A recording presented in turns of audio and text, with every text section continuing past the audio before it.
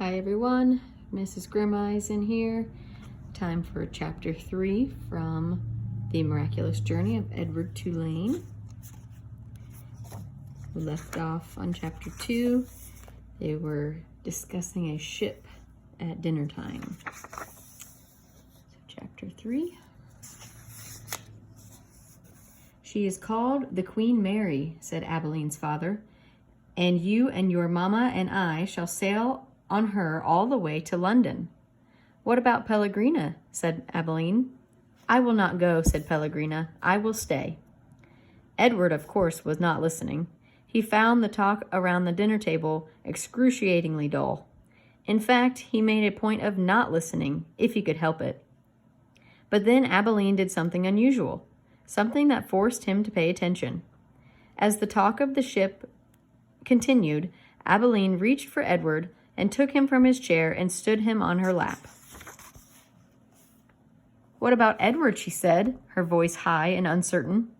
What about him, darling? Said her mother. Will Edward be sailing on the Queen Mary with us?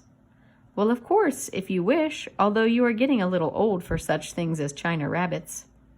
Nonsense, said Abeline's father jovially.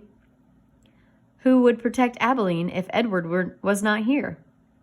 From the vantage point of Abeline's lap, Edward could see the whole table spread out before him in a way that he never could when he was seated in his own chair.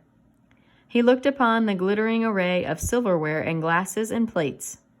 He saw the amused and condescending looks of Abeline's parents, and then his eyes met Pellegrina's. She was looking at him in the way a hawk hanging lazily in the air might study a mouse on the ground. Perhaps the rabbit fur on Edward's ears and tail and the whiskers on his nose had some dim memory of being hunted, for a shiver went through him. Yes, Pellegrina said Pellegrina without taking her eyes off Edward. Who would watch over Abeline if the rabbit were not there? That night when Abeline asked, as she did every night, if there would be a story, Pellegrina said, "Tonight, lady, there will be a story."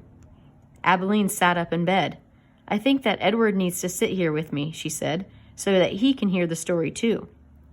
I think that is best, said Pellegrina. Yes, I think that the rabbit must hear the story. Oh, hang on, my dog needs in from the rain, guys.